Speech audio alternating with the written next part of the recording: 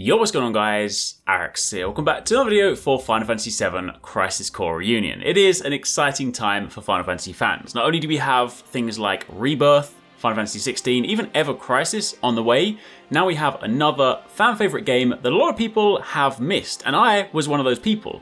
I never actually played the original Crisis Core back on PSP, so personally I was super excited to dive in and fill in this lost chapter. And having now completed the game, I can definitely say this is one for the Final Fantasy fans. It is well worth playing and you will not want to miss this. So with that being said, if you guys do enjoy this video, then a like would be super appreciated. Be sure to subscribe for plenty more content, and also let me know in the comments, have you played the original Crisis Core? If so, what did you think?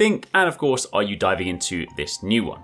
Now, first things first, before I dive into, my impressions and some of the stuff that I had a chance to run through, for those of you looking to get a feel for how big the game is, then if you focus solely on the story, you're not worried about side quests, then you're probably looking at around 15 hours to go from start to finish. Although I did actually do it in 10, but I was playing pretty speedy. However, you also have a bunch of side quest stuff to do. Like, there is a lot of side quest stuff, and that took my playtime up to around 25 hours so far, but I still have a lot more stuff to do, and some of this stuff is actually pretty challenging. So honestly, if you're the type of person that really does like to do everything, and you go through all the side quests, everything like that, I could genuinely see your save file racking up close to 100 hours in the end, so it is definitely a meaty experience.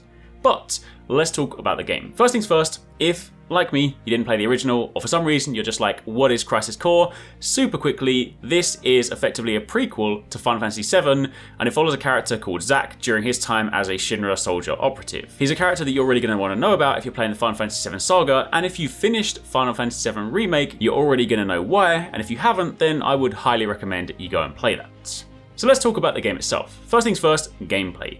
One of my favourite parts from Final Fantasy VII Remake was the combat and the gameplay, since it got super exciting when you had all your abilities and stuff set up, and that also applies here because they've revamped the Crisis Core combat system to make it much more action-based. So if you are coming from Final Fantasy VII Remake, then you instantly are going to feel pretty at home with Crisis Core. The game still has the shortcut system for quick ability execution, and unlike the original Crisis Core, you can now move more freely and dodge and roll using the assigned buttons as opposed to having to execute it as a command. So overall, this translates to a much more fluid experience, and it just feels really good to play. Again, if you played Final Fantasy VII Remake, then you'll know this already, but just diving into combat, slapping up enemies, it is a good time.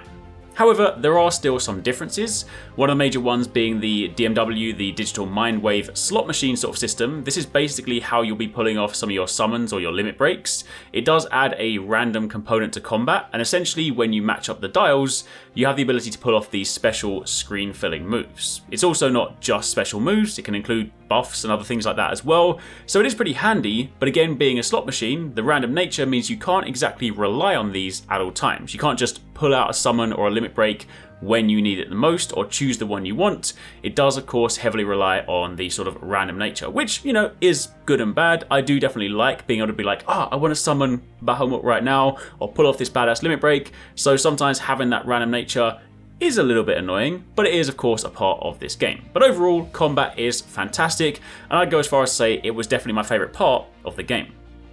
It is, however, worth noting, when diving into this game, this is a remaster, not a remake. It's really important to keep this in mind when diving in, because, again, this is a remaster, not a remake. If you go into this expecting the full Final Fantasy VII Remake experience for Crisis Core, that is not what you are getting. That doesn't mean to say this is a bad game, not by a long shot. It is a fantastic game, but there are some components that are simply from the original. Some old upscale cutscenes, some quirky character interactions, some things that just feel a little bit odd, but it's not something that detracts from the overall experience. But it is important to manage expectations because, again, this is not a full-scale, ground-up remake with everything completely redone. There are, of course, lots of fantastic modernizations, combat is impeccable, but it's best to look at this as a good remaster, not a bad remake, so to speak. So because of course this isn't a complete overhaul, it does still feel like you're playing the base PSP game just with new visuals, as opposed to when you played, say, Final Fantasy VII Remake, where it feels like a completely new and different game. Both fantastic in their own right, but also very different. The story itself in the game is also fantastic. For anyone looking to flesh out the Final Fantasy VII Saga and fill in some gaps, then it is a must play, but I don't want to give any spoilers, so we won't really touch on the story, but I do think a lot of people should play this just for some of these supporting characters, since it does heavily flesh them out and give some more context to some of your favourite people. Outside, of course, of the main game, you have plenty of side missions. Some of these are actually really, really cool. There are some parts that I actually genuinely enjoyed more than the main game itself. There's some really cool missions where you just go in, fight a big ass boss, so you have to kind of work out how to best take it down. They're challenging, some of them are super challenging, but completing them will typically result in powerful rewards, so they do really respect your time.